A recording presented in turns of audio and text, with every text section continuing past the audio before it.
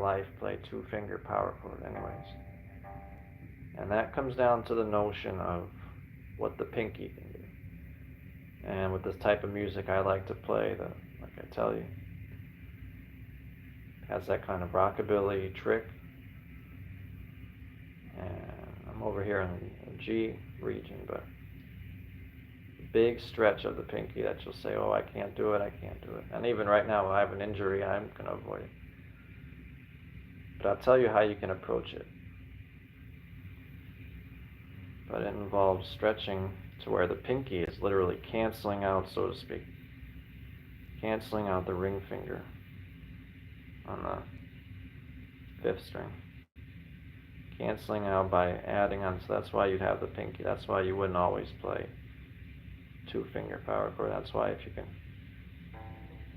or three-finger, for example, say, oh, it's so much more powerful, you know. But there's other things the pinky can do, and should often do, when you want to sound like recordings. So the pinky then stretches so that there's a fret in between, and winding up, canceling out with the ring fingers. As you add on, you can add it on in interesting ways. That's when the muting comes into play, because you're often strumming in ways that was very mysterious to me for a long time, and I'm still refining. How do they strum at that speed and add on the pinky in such a subtle way? That's how they do it, and that's how they play those records. Covers of them and everything. So I'm going to tell you how you can approach it. And I think I want to do the last song before I get out of here.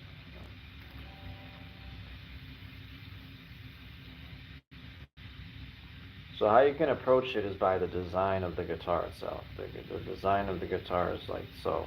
Here's your fretboard, rosewood fretboard. You see square, square, square.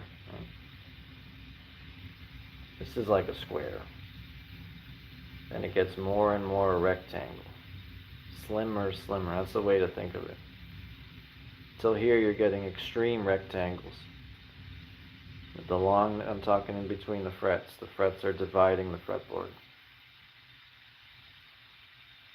Until you get way up when you reach the guitar body, and you have these extreme rectangles. Or over here by the nut, it's like a square. And look at how much farther apart your frets become as you move down the neck. So obviously, because of that design, because of that geometry, you're going to have a greater stretch as you begin to stretch farther and farther. So you can begin, you've already learned your notes like I told you, and I told you when you learn the notes on the thickest string. You thereby have already learned them on the thinnest. So you already mastered a fraction of the memorization part, and you can always get on Google, look up diagrams and everything. I get on Google all the time. I just did today to look up lyrics. I got on Google, looked up the lyrics to Smokestack Lightning, a song I've been playing for years. And I made sure that the lyrics lined up with what I was hearing. First, I turned it up to full speed so it could go through quick. Wrote out the lyrics word for word, fit it all on one page. It fit perfect. So you can just the same get on Google, look up diagrams for all the notes. And if you've done so, you'll know things like, say, take a C power chord, and you'd wind up here at the 8th fret. And notice the closeness now. The distance, as you move, your fingers gradually widen.